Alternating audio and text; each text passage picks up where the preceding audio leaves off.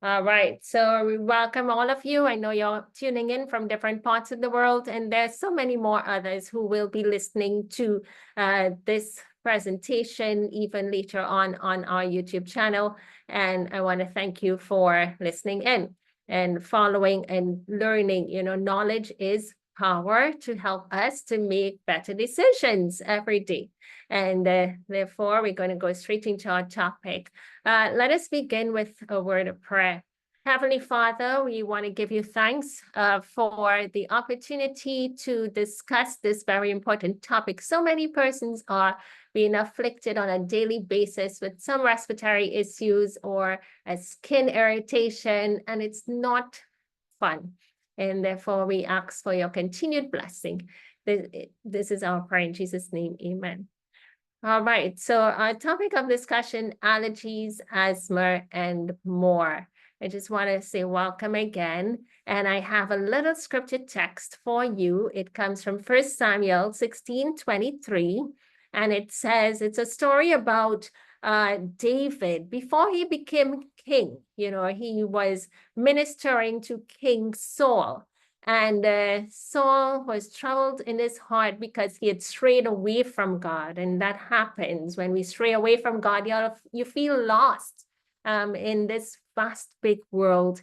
And that happened to Saul. And so he asked, he was miserable, and the people around him said, what if we got someone to play some music for you that could be quite soothing? And he agreed. And so they went and they got David.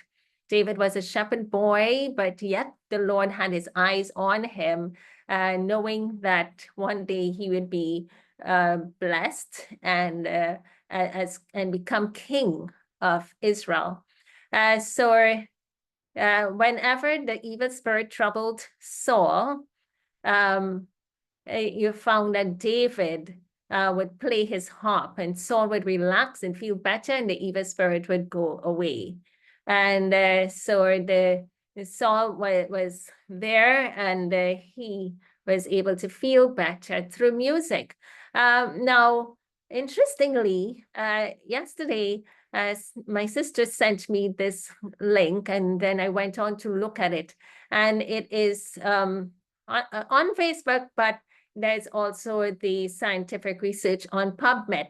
And the highlight is that scientists discover Beethoven's Fifth Symphony, that it destroys 20% of cancer cells versus when no music is played and leaves healthy cells unaffected. This is like so amazing. And for those who were able to join on later, I was playing it softly in the background. The Fifth Symphony of Beethoven. So let me just jump out and show you a little bit. Okay, where do I share? Okay, there.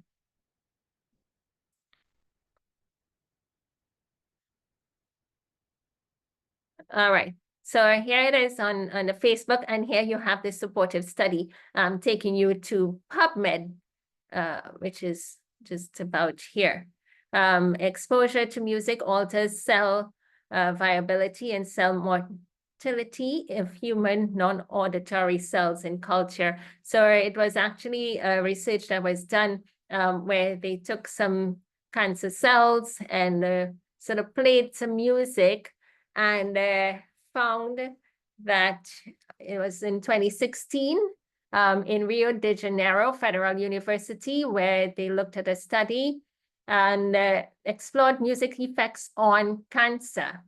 And they exposed, MCF7 breast cancer cells to Beethoven's Fifth Symphony and observed a significant reduction in cell viability after 48 hours.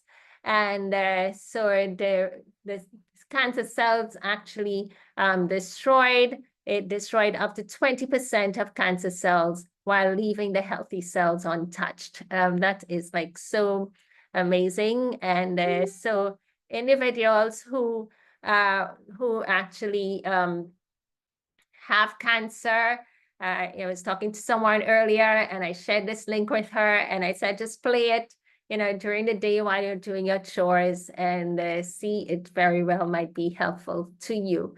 So you can simply go online and look it up.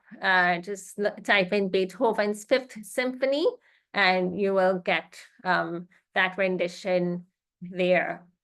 All right, so just get out of Facebook.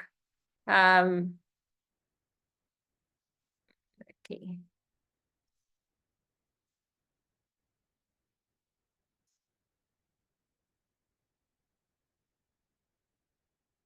There we go.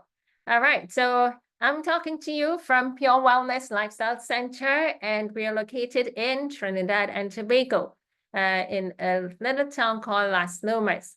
And here at the center is where we assist individuals in a real way to take them through a day-by-day activity, as well as different therapeutic activities to help them to overcome and to treat with their particular condition. And individuals would come here, they'd be accommodated, they would receive meals, they'd learn how to prepare different types of foods, and as well as have different types of treatments, sauna, massages and other types of water therapies administered to them. And they'd also have, aqua exercises. We have a program coming up. It's called Conquer, and it starts on January 26th or February 2nd. You can have your start dates, either of those dates, for 11 days. And learn how to conquer top killer diseases, cardiovascular diseases, diabetes, hypertension, obesity, anxiety, and more. And so whatever your condition may be, consider investing in your health. We think health is, we take it for granted at times, but even health care is really expensive, surgeries as well, and therefore we want to take the upper hand. Our topic this afternoon is allergies, asthma, and more. And a lot of folks are affected with allergic reactions in their system. We find that, let me tell you a couple situations.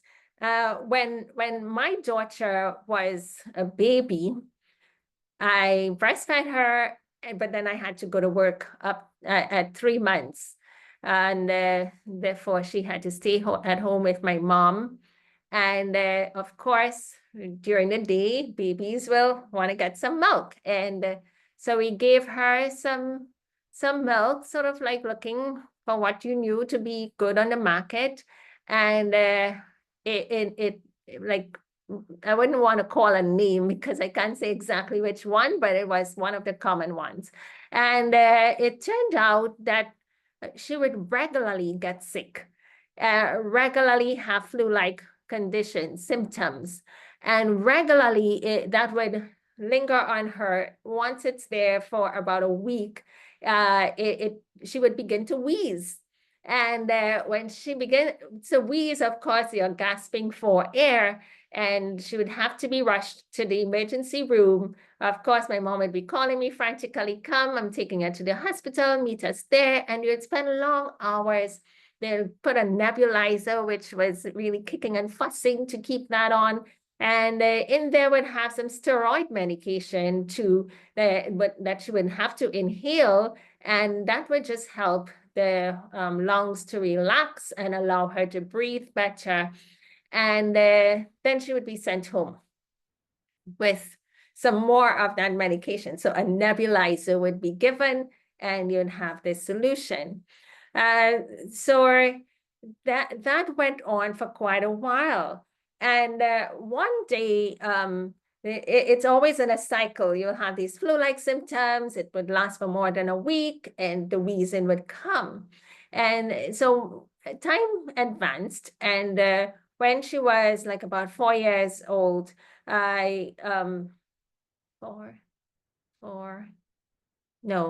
that would be like about 6. Yeah, that's a long time. So about 6.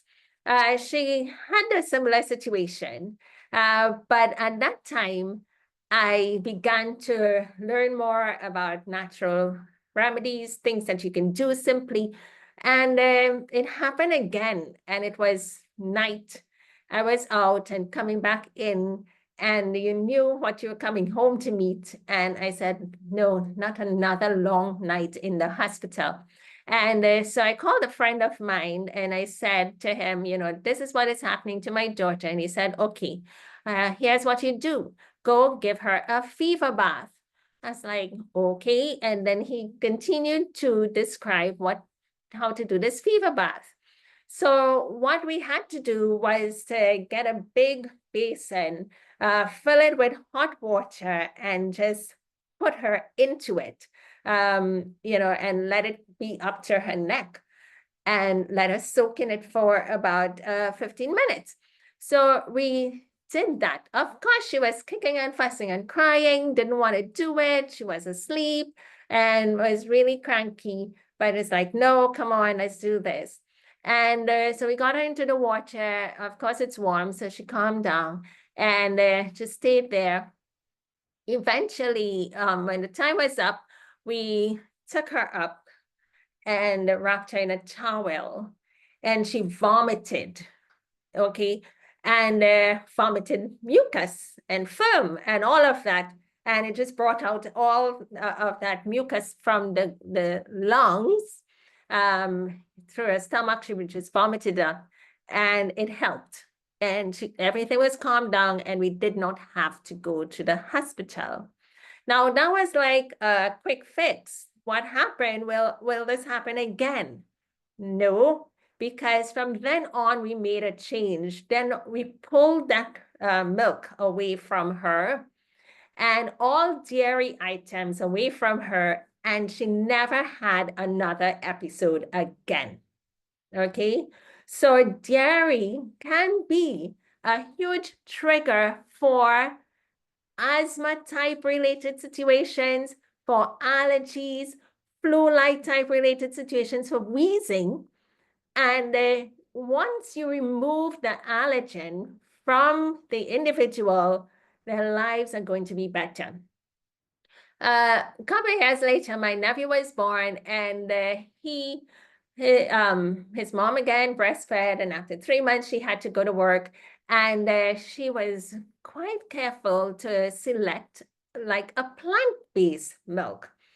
And so she looked through the market and got a soy plant. Soy is from plants, okay? So soy milk for babies, and began to give it to my nephew. What happened is my nephew, he loves fruits and vegetables and will eat that without hesitation, a natural born instinct to want to eat things like cucumbers and lettuce and all of those. But he was a baby. So that was later on in life, but he was a baby. So he was having things like mango. Yeah, a little over 3 months, but he just loved food. I give him a second name as food. And from very early, he was into just grabbing and had mangoes. So he would do those, and then you'd puree fruit, right, and give to him. But he will have this this reaction, flu-like symptoms that would come. And of course, babies can't blow their nostrils. So you had to do what would good mommies do? Good mommies will actually say, or good aunties will say, give me your nose and put the mouth over that nostril and pull, suction pull, and you will get mucus in your mouth, but you can just spit it out, okay? You wouldn't get sick. So I would do that for him, and then he'd be runny nose, teary eyes, cranky. There was one time, you'd have to go through the same thing, go to the hospital, get in nebulizers, and clear the system. One time I was away and it happened, and he was kept hospitalized, and they said that he had a lung infection. And it was like, no, you're trying to do so many things well, And when I came back, I took the can of milk and flipped it around and looked at the ingredients. And number one ingredient on that milk can was high fructose corn syrup. So I was like, no, told my sister, that's a culprit right there. That high fructose corn syrup, sugar. Sugar can cause allergic reactions. So did he have the flu? Was it a virus? It was allergies, okay, that manifested itself in this respiratory way and inflicted the child. And a lot of parents would come to me and say, my child just gets a flu all the time. And I confidently say it's the diet, it's the milk. You have the child on formula, yes, well, just remove it. It's the milk. And it's not any cold flu or anything, it's an allergy. And so once they remove that milk, it improves, the situation improves. And so sugar, dairy can cause these things. You find also that flour, bread, and pastry items, bake, rotis, anything made from flour, wheat flour, tends to trigger allergens in individuals. So individuals might be eating flour, and afterward they're like, that happened. At one time, I was out in a training program, and one of the participants who sat with me was fine. We were sitting there at a table together. Everything was good. Then it was break time. And at break time, they were given pastries. But of course, I don't eat in between meals, and that wasn't something I was interested in. So I had none, but simply water. And after the break, this colleague, she came by and we were there at the table working on a project activity. And then she was just like, so clearing the throat. And I looked at her and I said, you're allergic to wheat. And she said, what? How do you know? And I said, because you were fine. And then you had that pastry item, those things to eat during the break, and here you now. And she said, yes, that she's recognized. And so she would, whenever she stays away from flour, it will be better. She'd be fine. Of course, it wasn't just that allergic clearing of, throat and respiratory issues or film in the lungs that she would get, but also aches and pains. So she did tell me, my joints would hurt every time I ate flour. And then I'll simply take turmeric teas and it would help to clear that up. So these are some of the things that can trigger for you. There's one more, another one. You have vitamin D deficiency. That is huge. That is huge. That is huge vitamin D deficiency. A lot of folks do not spend time in the sun, and therefore they do not get to make vitamin D, so their bodies are deficient. And if they're not supplementing, then they're in huge trouble. So a couple of years ago, we were out in the UK doing programs and meeting a lot of folks during the daytime, consulting them. And it was about the month of June. And everyone who came to us had some form of allergy. Either they had asthma, hay fever was tough. And repeatedly you'd be looking, okay, let's recommend vitamin D for you. And they're like, vitamin D? And in the UK, you don't get much sunlight to begin with. Very little window of good sunlight for you to be able to make vitamin D. So a lot of folks there need to supplement. And in the northern countries, I had a friend out in Germany, and she'd say, every time it's getting into winter, we have our vitamin D all stuck up because we know we need to take it. Just about last month, I had gone to the UK and to spend some time with my family, my friend, my sister, and as I walked in, my two nephews, they were sick, one 11 and one just a baby about 9 months.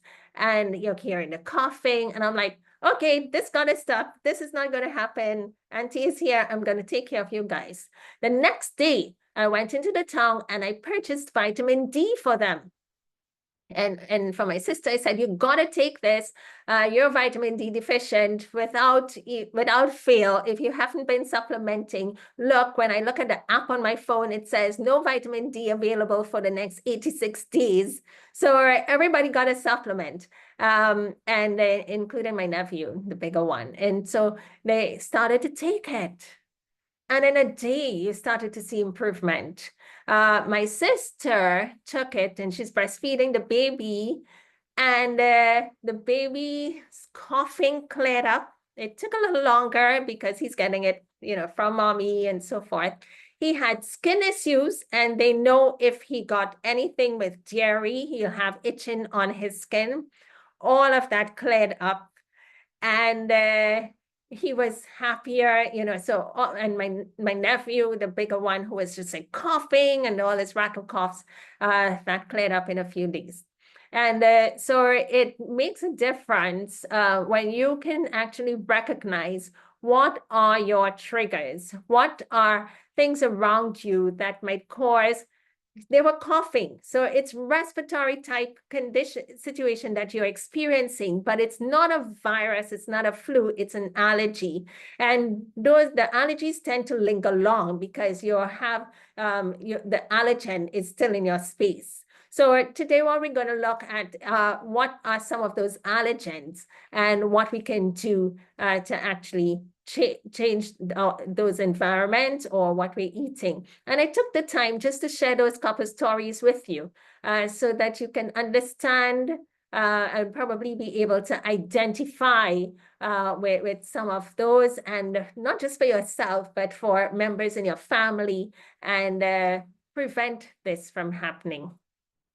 So what are allergies? Allergies happen when the immune system reacts to a foreign substance that gets inside of the body, and these substances are known as allergens.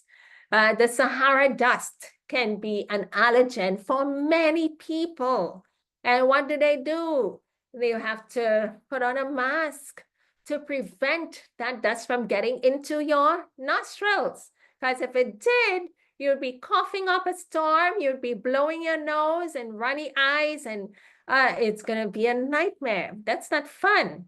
And therefore, with the, as you recognize that there's some allergen, something that comes inside of you and triggers a response, and so you have an allergy. But what are those responses? What are those symptoms? There are many. So allergy symptoms depend on what the allergen is. And the symptoms can vary. They can affect your airways, your sinuses. How many people talk about their sinuses and that it's painful to them as they touch their sinuses? So when I was in the UK week before, it was very cold. It's winter. And I've done it before in other countries in winter, is to put on a mask. Okay, so for all of you who are in cold winter environment, if you just put on a mask, you can help to prevent some of the congestion that you would feel in your sinuses. That cold air on your face can be too cold for you. So what would happen is that my sinuses here would start to feel painful, and I wouldn't get to the part of being congested, but when I put on the mask, I'm more warm entirely because my face is warmer, and that helped. Okay, so that's one of the things that you can do even for cold environment and weather. Nasal passages can be affected. Your skin through eczemas and hives and blisters and so forth can come on the skin. Digestive issues can happen. So allergic reactions can range from mild to severe. Sometimes it can be life-threatening, and known as anaphylaxis. And so you find that individuals need to pay close attention to allergens, that they don't take those things for granted. So let's look at a few allergens. You have hay fever that you can get from exposure to pollen in the air. And as spring comes in beautiful season. Flowers are now coming off the trees and plants, and you want to enjoy nature. But if your immune system is not built up well, if you have a pollen is an allergen to you and you're allergic to it, you'd not be able to enjoy the outdoors. And therefore, you've got to take caution. Wearing a mask can help, but some people would definitely have to stay indoors more. So pet dander, animal dander. So individuals who have pets in their homes, they let off their fur, their stool, and that can get into the atmosphere, and the you can actually find that the air now has been tainted with the scents, and that can be an allergen for some.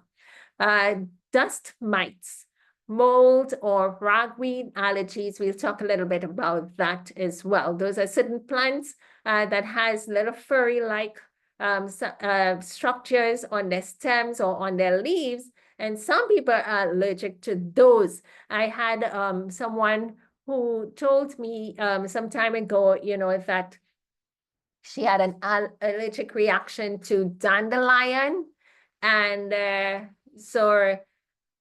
but she wasn't sure if the dandelion root would do the same, the dandelion flower, certainly. And when dandelion is flowering, you could, I have a sister, the other day she was in Wisconsin when dandelion was flowering and letting off their pollen, and she was just like sneezing nonstop, hurried quick to go back to her hometown to get away from that environment.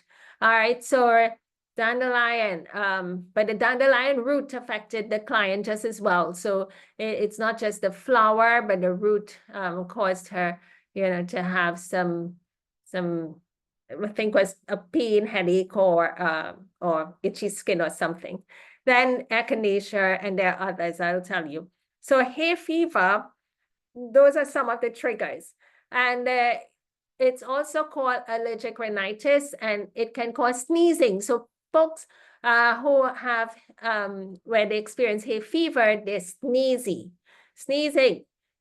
itching skin, your nose, your eyes, the roof of the mouth, it's just like itching. And folks are like, and trying to scratch the roof of their mouth, but recognize that is an allergen that's triggering that kind of itch on the roof of your mouth. All you got to do is to pause, think, what am I exposed to in my environment? Let's examine the food, and making a diary of your symptoms and what did you do the day before? What are you doing now? Every time you have these symptoms, where are you? And if you were to simply, calmly make a record, you would be able to identify your allergen. Runny nose, stuffy nose, where you just feel the pressure because of the congestion, tiredness or fatigue. There are individuals, whenever they eat bread or certain type of oats, or any type of cereal, you find that they feel tired. They just want to sleep. And until that gets through the process of digestion and gets lower down into the colon, then the energy perk up again. So you also have watery, red, or swollen eyes, and called allergic conjunctivitis. So your eyes are swollen. Sometimes people send me pictures and they say, look at my eyes. And they got up this morning and it's all swollen and it's stuck down, and why? Something that they are allergic to. And so that's hay fever. So we'll tell you how to fix these things. Let's look at another one. You have food allergy. And so food allergies can be caused by peanuts. Peanuts is like a major food allergy. And of course, we talked about allergic reactions can stem from mild to moderate to severe. So for me, I have a mild allergic reaction to peanuts.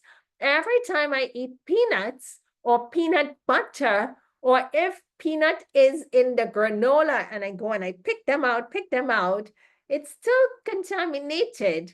I just think, my skin on my face just looks pretty weird. It doesn't look as smooth, and it just looks like it's vexed.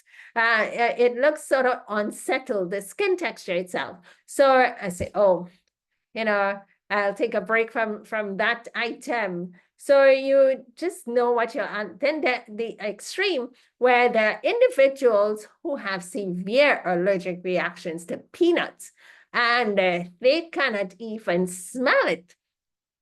Or you find that their throat might start to itch, or they feel their throat is getting tight on them, their passageway from breathing is impacted, anaphylactic shock. All of those things can take place and individuals can die.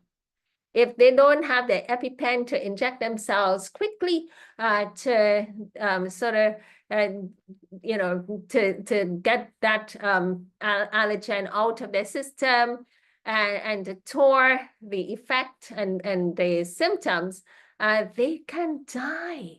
And that happens. One time, pineapple. I don't have pineapple here, but pineapple is also another major allergen. At one time, I was at a cooking school. Another person and myself, we were running a cooking school.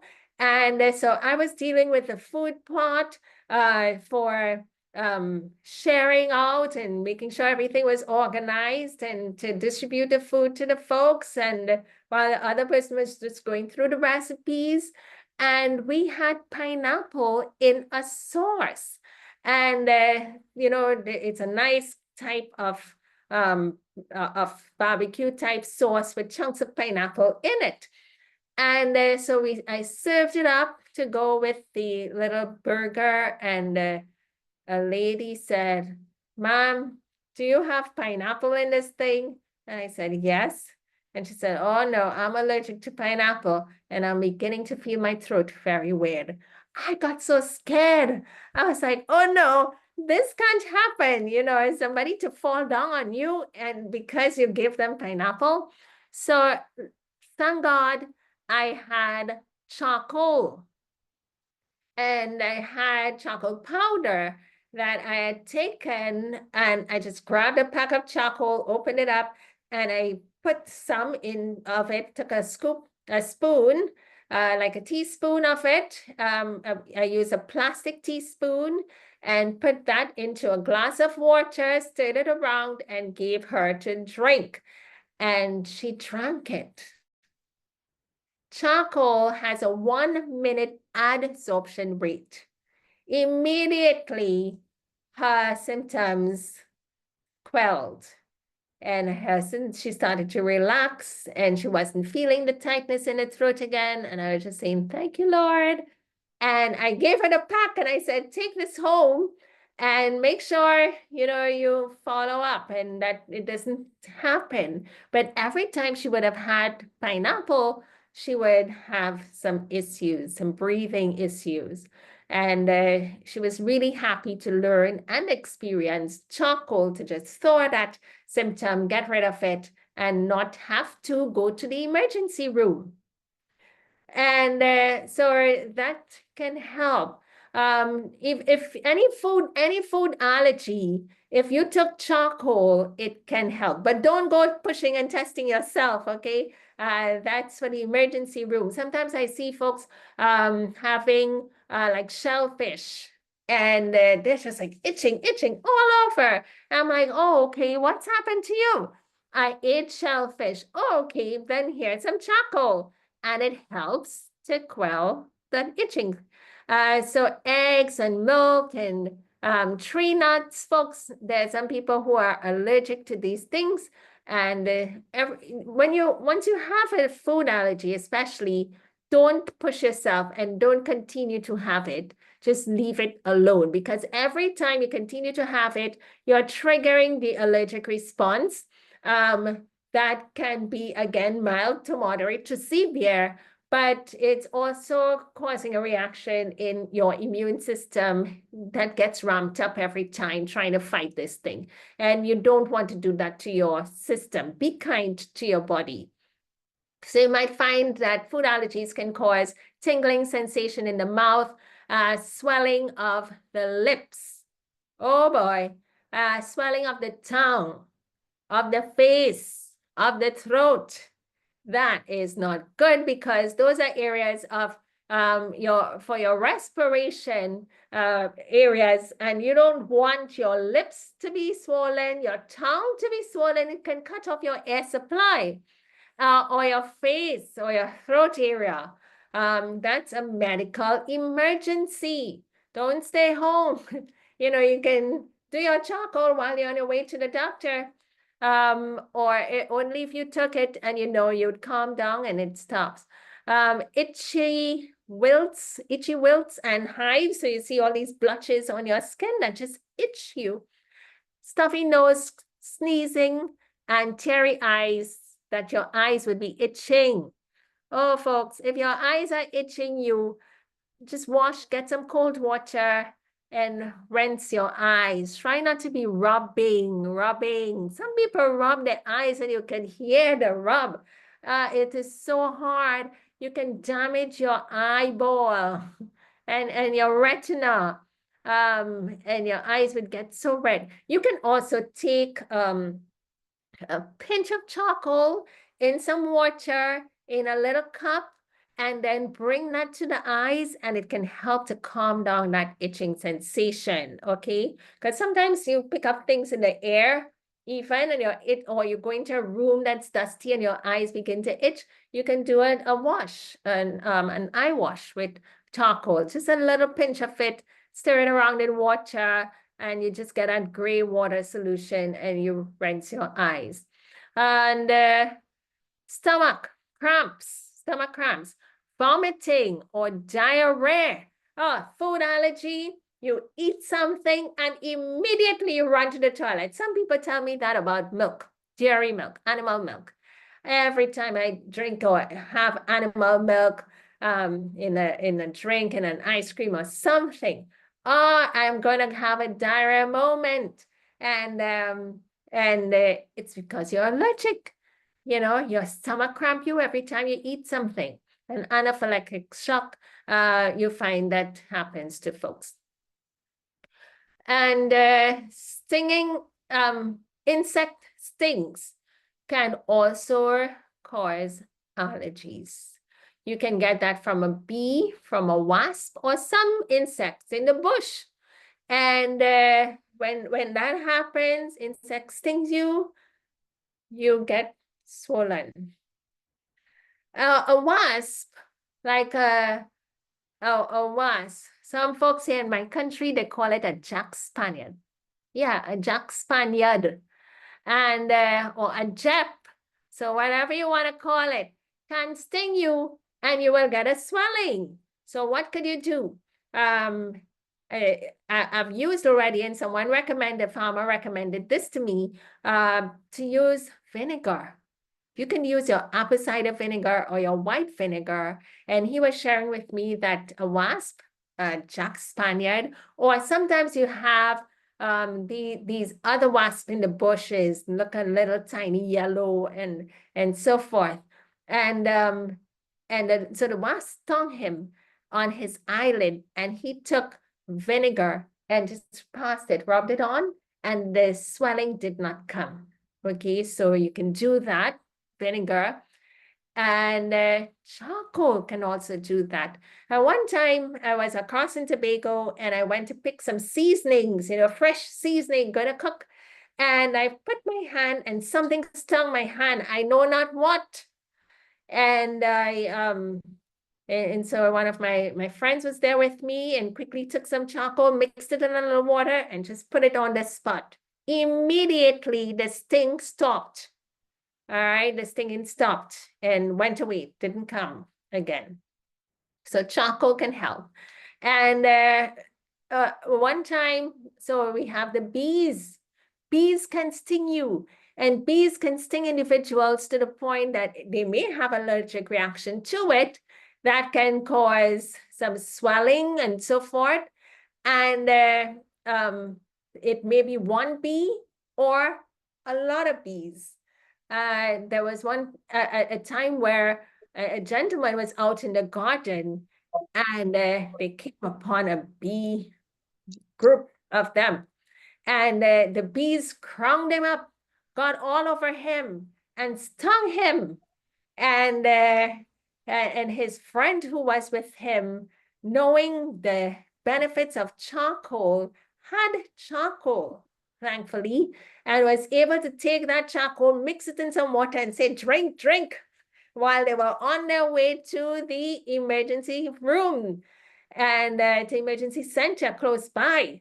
And they got there to the center, and the gentleman, he was all calmed down. He had lots of bees, and the stings were in there, so they carefully had to pull them out, those little stingers. But when they looked at him, why is your mouth so black? You know, from the charcoal. That saved his life, because the next week, bees stung another gentleman, and unfortunately, he didn't have that charcoal close by, and he died. So charcoal, activated charcoal, is one thing that every home should have, and have it in multiple parts of your home. If you work in an office, I'd suggest that you take and have one in your desk drawer. I used to do that, and it always helps for upset stomach, feeling nauseous. You eat something that doesn't settle well, you can take charcoal, and it would help every time. Now, let me see, I think I saw something in the chat.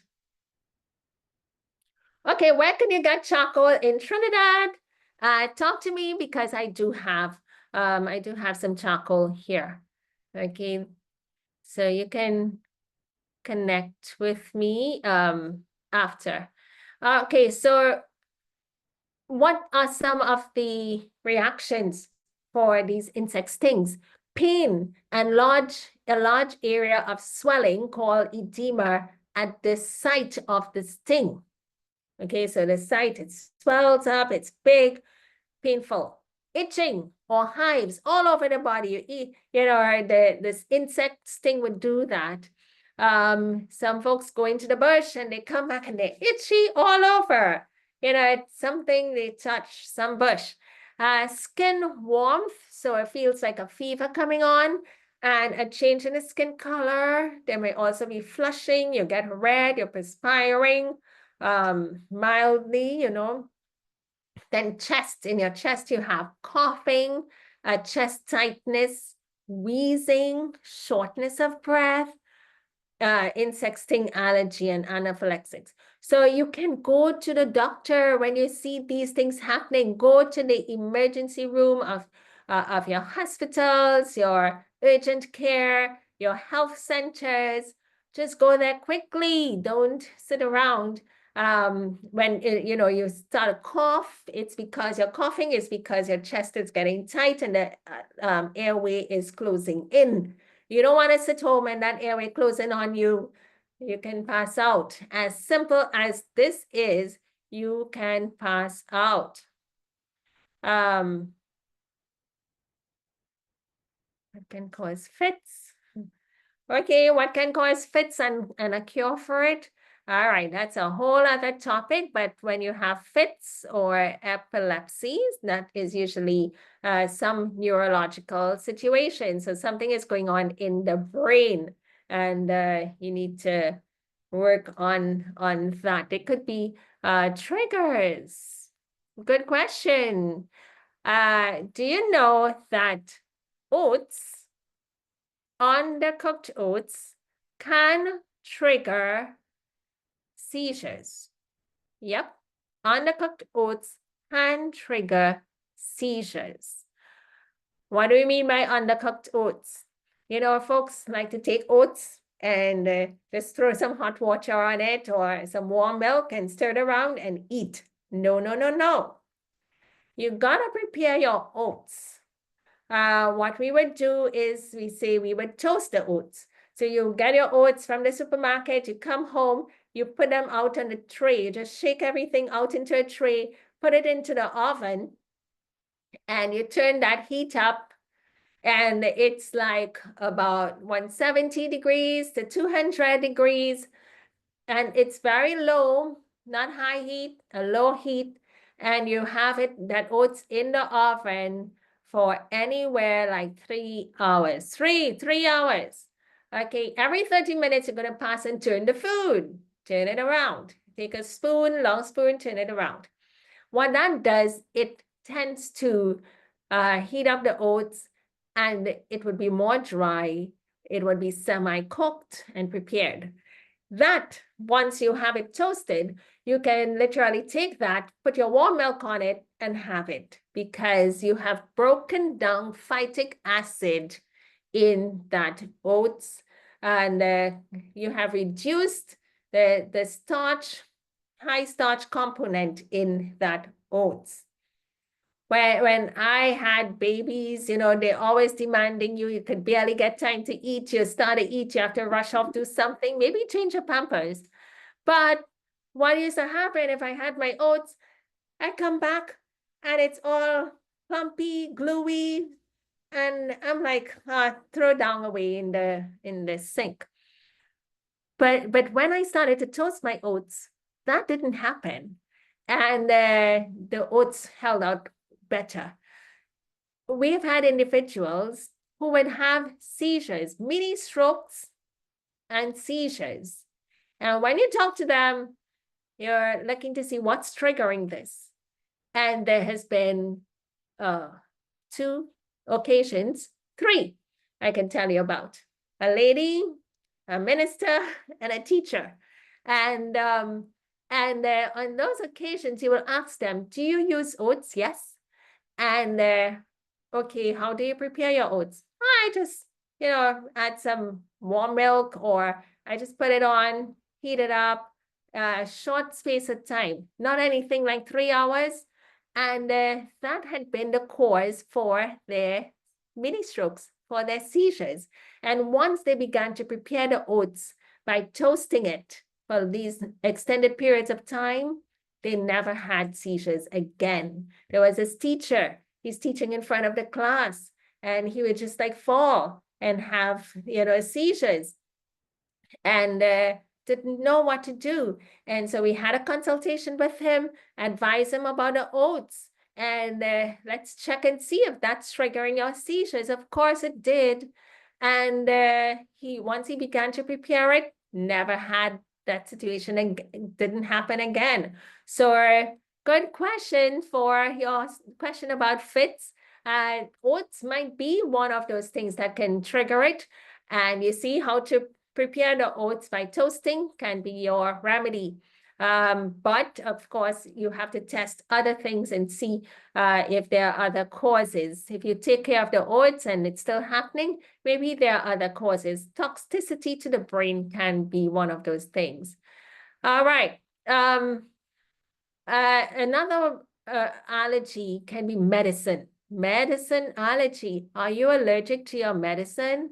Penicillin and penicillin-based antibiotics. Folks would always tell you, I can't have that. And therefore, they will need to stay away from certain antibiotics, or else they can experience conditions such as hives, itchy skin or rash, facial swelling, wheezing, shortness of breath, vomiting or diarrhea, feeling dizzy, or anaphylaxis shock. Can be any of these due to medicine allergy. So you've got to look at if you had a certain medicine and any of these things happen to you immediately or almost immediately afterward, then start to pay attention. And if it happens again, you just simply go to your doctor and report it, and they would change it for you. Atopic dermatitis, that can be caused due to poor gut health. Always would see that, and low immune system. Of course, there would be triggers for this, like dairy, for example, or your immune system is just not strong. and you're going through a period of time where you just have this atopic dermatitis. And so what we need to do is to change your diet and use certain things like probiotics, digestive enzymes, help you to build a healthy gut flora by eating lots of fiber foods, vegetables, and getting a healthy immune system. And then you find that your dermatitis clears away. You have latex. So folks might be allergic to latex, the gloves, or any material that has latex component in it, and certain other things that you may touch. And all of those, you have skin conditions. So itching, red or brown patches all over the body, that you know, it can blend into your skin color or be darker than your skin color, and or red for some. And for some individuals, it can also be scaly and weepy and itching. Yeah, you know, for these skin issues. And a lot of times it's a low immune system that's causing this atopic dermatitis. And the dairy milk, I've seen even with babies, poor gut health. And they have these issues going on. Again, let's watch the intake, and even babies where their mom is having the dairy or eating wheat, and that passes on into the breast milk for the baby. The baby will have issues. Flaky skin that's peeling or cracking and so forth. All of those things can sometimes in the scalp of the head, you have that happening. And it's not nice. It's very itchy and uncomfortable. So you want to clear that away. And let's look at a bit at anaphylactic shock. Here you have where a number of those allergies, we looked at food allergy, medicine allergies can cause this. And so certain foods, insects, stings, the medicines are among those allergens. And what would it be and mean for you? It's a life-threatening emergency. So don't play around and take it for, you know, in a casual way. And you can faint, you can pass out, and not wake up. There are individuals where that has happened to, and they have not woken up. You find that your blood pressure may drop and lower, severe shortness of breath and throat tightness where your air supply is just like going away from you. And, you know, you feel like you're choking. Then you have skin rashes or hives or wilts, and dizziness, weak, rapid pulse. A rapid or weak pulse. You're feeling for pulse and it's just not there. Some allergy can cause that, and that's happened to people. And if they don't know that they have an allergic reaction, their pulse is just like dropping low on them. Okay, so if you're seeing this happening to you, start paying attention. Could it be an allergy that's causing this? And then upset stomach, vomiting, diarrhea, and a sense of doom, because if you're feeling like your breath is leaving you, oh, you're feeling like you're seeing death already. Okay, so then for severe allergic reaction, let's call your emergency number, 911, 811, whatever your emergency number might be, know it, call it, and get them to guide you. You'll be describing what's going on, and they will guide you. Even if you have to be driven away, whomever is helping you would be told what to do. And medicine called epinephrine tends to, is needed to treat anaphylaxis. And if you carry an what you call like an EpiPen and so forth, that you would need to inject right away. And there's some young children where they have allergic reactions even to peanuts, and they carry that in their school bag, and they're trained up to know if any of these symptoms start to take place, just inject yourself. The teachers would know to help them there too. Okay, it's good to go to the emergency room for observation, because are you going to continue to manifest this adverse reaction once the medicine wears off? That's what they would do, keep you a little while for observation. And of course, you're in an environment where you can get the help. Okay, someone is asking what you can use for bloating. Prevent bloating. Are you using sugar or dairy or raw vegetables where the fiber is too much for you, eating and drinking at the same time? All of those are bloating causes. We can talk about digestive issues another day. But now risk factors, and I'm just looking to wrap up here. Risk factors for allergies can include having a family history of asthma or allergies such as hay fever, hives, or eczemas. Being a child, children tend to be quite exposed to a lot of things, and a lot of stuff is new to them, and low immune system passed on to them from their mom, or if mommy is deficient in certain nutrients or even vitamin D, you find that a child can have a heightened impact of allergic reactions, having asthma or other allergic reactions. The other day, a beautiful young lady had asthma, and she got an attack of asthma and died quite young. And it was really sad for her family. And asthma, folks would say, I have asthma, but asthma is an allergic reaction. Okay, so asthma you can get over asthma.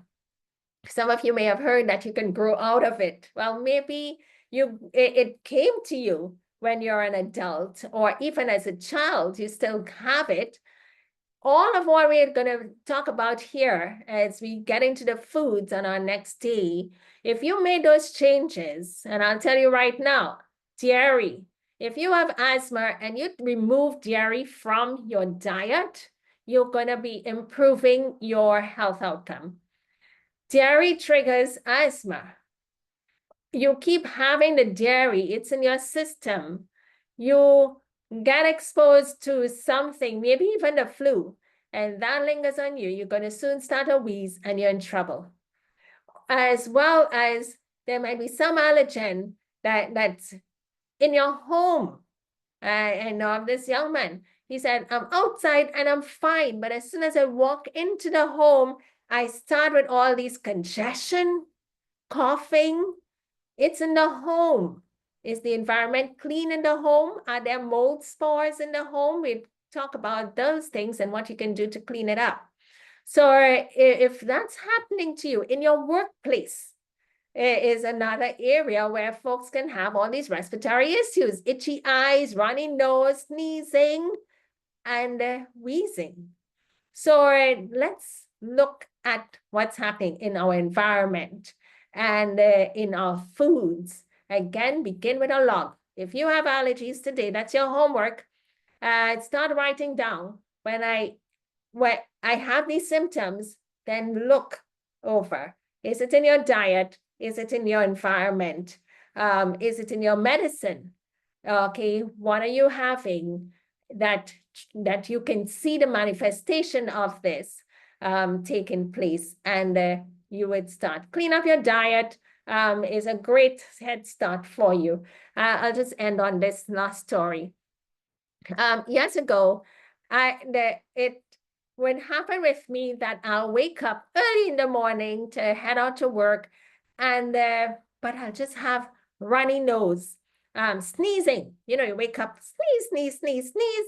What is this? And then runny nose, and that would carry on for a while, maybe until the sunrise and the temperature changes, and then you'd be okay. And I recognized that would happen, and that would be normal. and you're living with it. So as time progressed and I started to learn more about health, I made changes. I removed all animal products from my food intake. You know, we were vegetarian, but still had eggs and dairy milk and cheese and butter and ice cream, you know, and those things. And so I removed those from my diet. And I started a habit to have warm water on mornings when I woke up. So when you get up, this is what you can also do. Go to the kitchen and put that kettle on, heat up the water, and then get a glass and start. You put some room temperature water, but then you put that hot water in and you mix that and you begin to drink. It needs to be hot, not hot to burn your mouth, but that your warmth, you'd feel it coming down your stomach. And then when that is done, you drink down a nice glass of it. And the next glass, I would take some lemon juice and squeeze my lemon in there, get some juice, maybe about a teaspoon, because I don't want too much if it can burn your throat. So you do what you're comfortable with. And drink down that lemon water using a straw to protect the enamel of your teeth.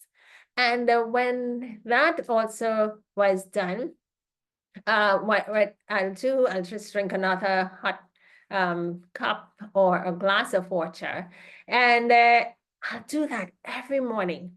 And you just get nice, pretty skin. You're getting vitamin C. It's also cleansing to your liver. But when I drank that warm water, what I'd feel is like some mucus running down behind my nostrils and getting all the way to the back of my throat. Where is it going to go? Down into my belly and out. So that happened. And I'd be like, wow, I have some cold in my head.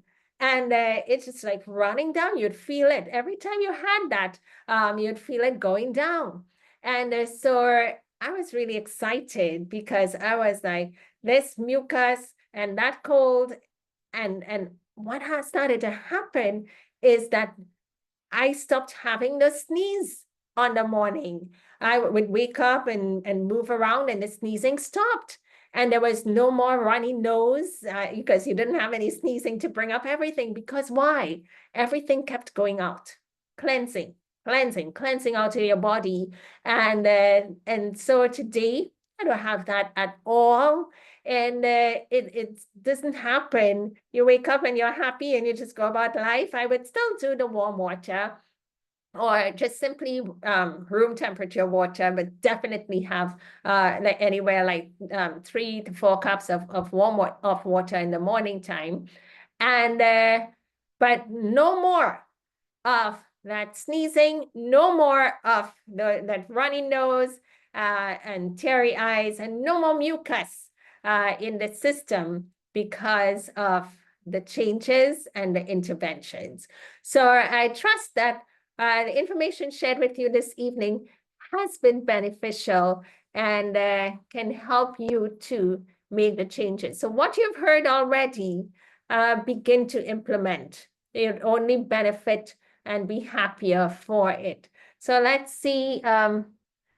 Someone is saying, thank you. You've been having this, your son has been having the same problem. Yeah, and blowing his nose every day, it can clear up. Yeah, just wash it away with some nice hot water and lemon. Make sure to use a straw. Can that method also be used for sinuses in the morning? Definitely, along with everything else that we're talking about. Sinus issues, watch the dairy, watch also the gluten, the wheat, and take that out of your diet.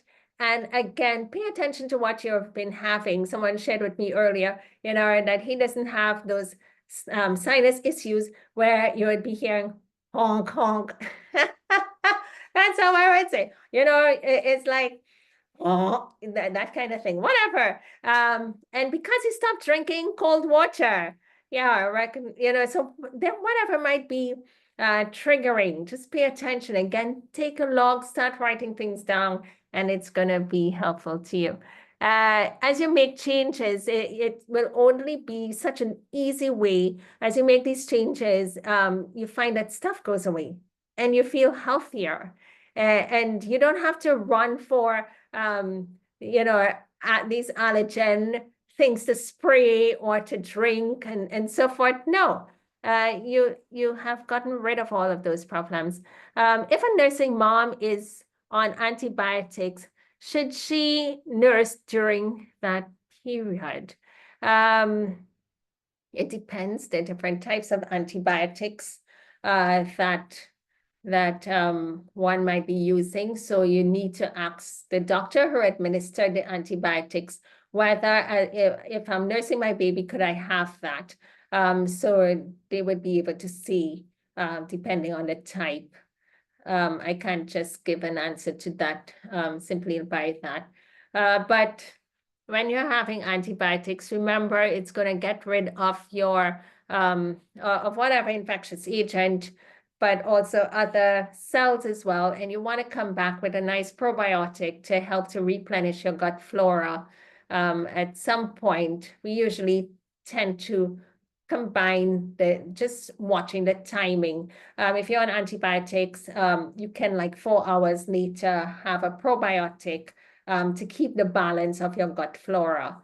That tends to help and work, not together, but like 4 hours after your antibiotic intake. And you should be fine because a lot of times, sometimes folks are on antibiotics and like our ladies and they are meant to, and they get an yeast infection because you have an overgrowth of candida because you're using an antibiotic. And then you get an yeast infection, and then the doctor would put you on antibiotics to clear that, and it comes back again. It's like a vicious cycle. So there are ways to get rid of yeast infections otherwise. For example, drinking lots of water, cranberry juice, or using slippery elm and corn silk as a tea. And you drink like about 8 or more glasses a day and you'd be fine. Sinus issues, I love what I just, let me see, the writing is a bit small here.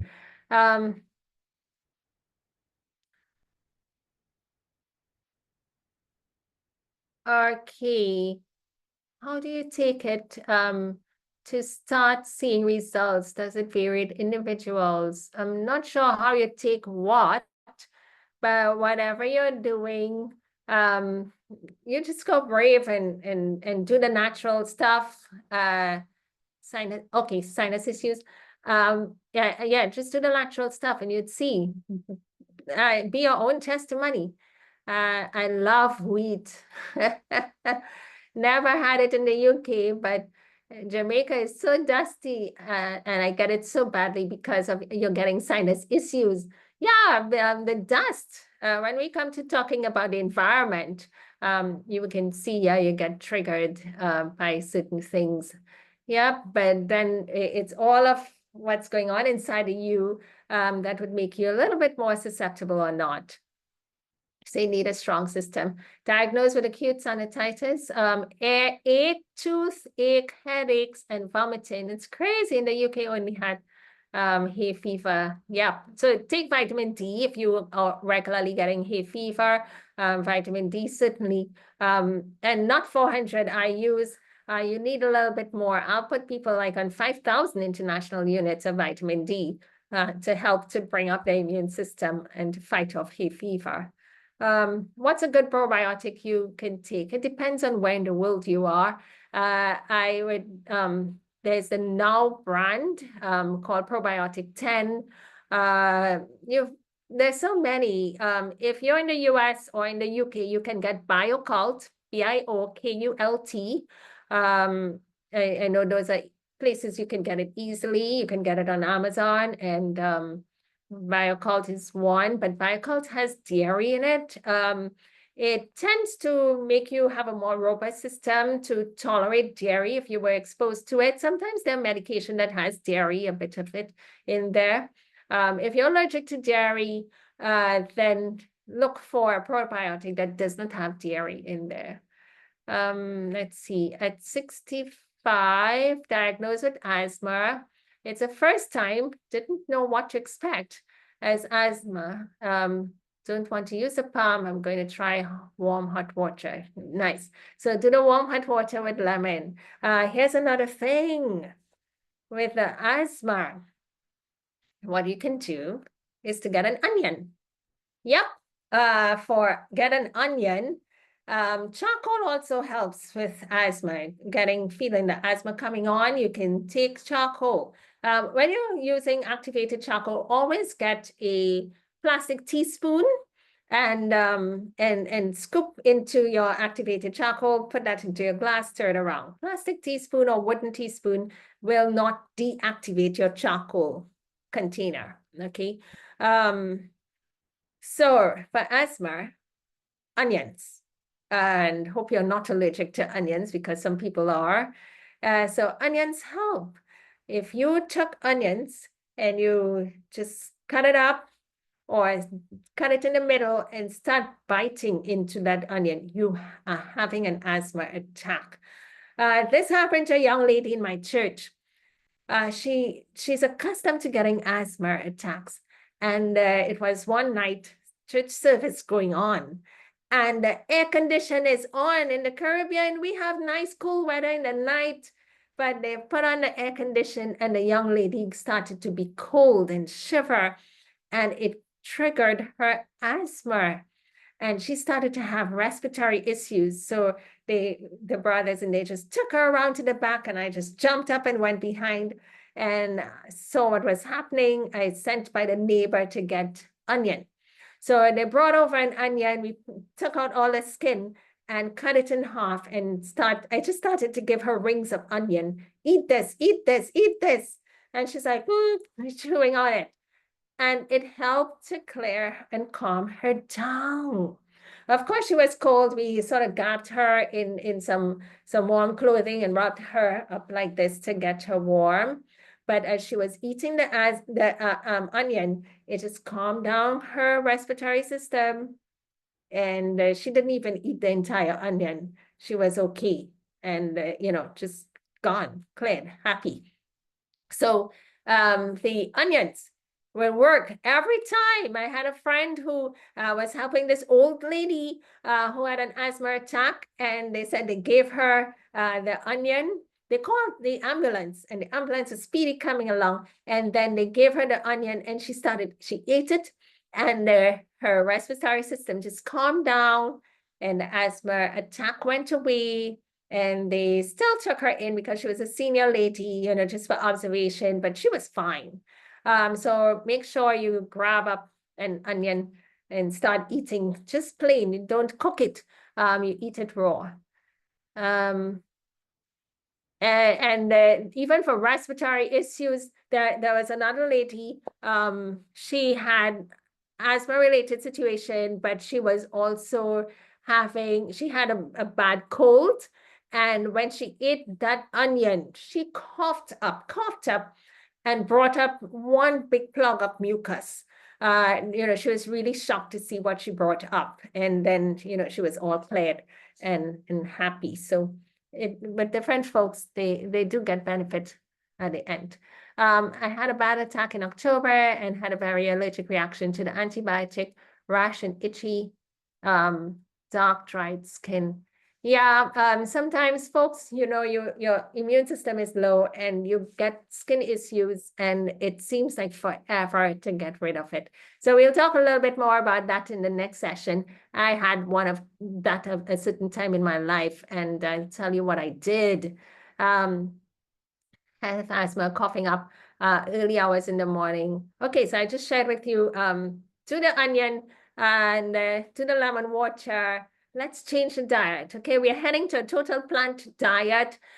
Take away the dairy, stop eating animal products, drink lots of water during the day, and let's see what's going to happen for you. And one thing to go to sleep. So let's close up and go to sleep. If you sleep after 10 p.m. at night, you're more likely to get allergies. All right, because you're not getting the rest and quality of rest that you need. And that also increases cortisol. And so you have allergic reactions. So I mean, how long do I take the after you start taking the warm water in mornings, do you start seeing results? There's no telling of how severe your situation is and how it's going to help you. So if once you start taking the warm lemon water in mornings, and right away you're going to see, you're going to start feeling different things happening to you within a week, a couple of weeks, but continue doing it every morning and see what the results. Come back next week and share with us and tell us what your experiences have been. What's the best remedy for a child with fever producing plenty of mucus? Good. If you have fever, there are a couple of things. Fever, you want to sweat. So you can do a fever bath. That is, if it's a child, you have a big basin or tub. And if you fill it with hot water and let the child just lay in it, be there with the child, up to neck height in that hot water. It's a fever bath. You're fighting heat with heat. And so that can help to reduce the fever. And so you help the child when they're coming out. Anybody whom you soak into hot water, help them when they're coming out, because their skin will be more hot, and so the blood would have drawn away from the organs a bit and they can be dizzy. So make sure you help them, hold them, sit them securely and help dry them. So you can do the fever bath. For child, you can also do this really nice thing. Get some coconut oil and get some lime or lemon, vitamin C. Vitamin C breaks fevers. So you can take vitamin C internally, or we can apply vitamin C externally. And you can do that with fruit. So your lemon, and even if you have lemon or lime in a bottle, it still works. And you just get some coconut oil. How much? Maybe about an ounce. And just put some lemon in there, squeeze a whole lime, and you mix that. Now, they're gonna look like they want to separate, okay? But you just mix it all up, and then you start taking it and you rub the child from head to toe. You rub the child with that coconut oil and lime or lemon. And then you cover the child up in a sheet, go asleep. It's going to take away the fever. Okay, so it has antimicrobial properties. The coconut oil is anti-inflammatory, and it helps to bring down the fever. For those of you who have Limacol nearby, Limacol, sap the head. It's lime again in a tincture form, mixed with some alcohol. And you just sap the head, and that's going to help to reduce the fever. Another thing you can also do is to sweat it out. So I had fever last week. We chatted last week, right? Yeah, last week. But I had fever. I had traveled the week before, and the week before I was really sick and recovering. So I traveled the week before and picked up something on the airplane, and then I got fevers, and so I probably told you. And then no, I think I did my session after. So then what happened is that I sweated out at night. I just had a sheet. You're laying on the bed, but I lay on a sheet, and the next half you cover. And then I covered with a blanket, one of those nice furry blankets, and then covered with a quilt. And really stayed under there, hugged up, because I had a fever, so you're chilled, right? So you really want covering. And so as I hugged up myself, went to sleep, and I sweat. And that's what I wanted to do, sweat it out. And during the night, I got up, just changed my clothing, and dumped that sheet, and went back to sleep. I did that night one. Fever didn't come. I really didn't have any big fever, but I was feeling the chills coming on. It was coming on. And then the next night, the second night, I did the same thing and just loved it. I would perspire, sweat it out. And I did it a third night just for good measure, because my back was aching. And I'll tell you what I did to clear that up. But but the fever didn't manifest itself in any big way. So for your children, you can do that. And also for, you can do the onions under the feet. That's where you take an onion. And let me see, okay, have a napkin here. So if you get an onion and you slice it up, get your rings of onion. And this is your napkin, you put your rings of onion here. You take the napkin and you fold it. Good. And I'm laughing. I want to put my foot up in the screen. Okay, now let's see if I can do this. Wow. All right. Oh my goodness. I don't know if I can bring my foot. Yeah, look the foot.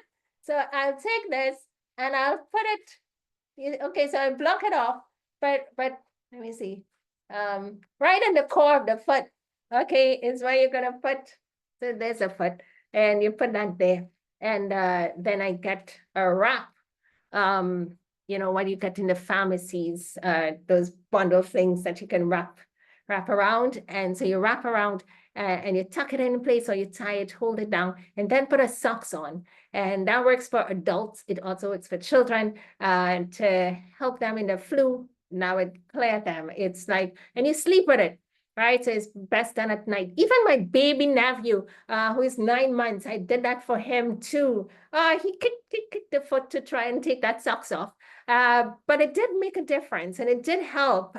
So while you're sleeping, that is getting infused into your body. You can also just like rub a thin film of oil, because the onion is in here, okay? It's in the napkin. You're putting the napkin against the skin, but the little juice is going to come out and penetrate into your skin. Under the feet is a great way of absorption that gets into your bloodstream. And while you're resting, it's working for you. And you wake up the next morning feeling better. To me, I feel medicated once I do that, but certainly better and improved. And it can work for children. It can work for adults too. All right. Okay. And the mucus, yeah, the mucus will clear up. It's a child. So you can do ginger tea, and you can also do garlic. The other day, I gave my son garlic, just grate 1 clove of garlic, grated it, and mixed it with some honey, and had him take that. And if you took it and then you go to sleep, it's going to break up the mucus and make you cough it out, blow it out. It can do. And ginger tea as well really helps to work phenomenally with coughs and mucus issues. Thank you, everyone, for hanging out a little longer, just sharing some of these natural remedies. Certainly, I appreciate your questions and your engagement and being able to give you a response and to go back to listen to the recording, and you would be able to follow and put into action, practice. If you do have any of these issues, put it to the test, be your own testimony. Come back next week and share with us what God has done for you and how he's blessed you. And as you do it, you would learn. As you do it, you'd be able to tell somebody else. It really helps, it works, it makes a difference. Okay, and you're going to be blessed. All right, so let's close out with prayer at this time. Heavenly Father, we want to give you thanks for yet another session. And we thank you for all who has participated here, who've come forward, and for what we were able to learn. Allergies, so many around in our world, but we can live without them. And that's our goal. And give us the wherewithal, the strength to put away some of these things that are causing allergic reactions in our bodies, and so that we can experience better health. This is our prayer in Jesus' name. Amen. Take care and God bless you.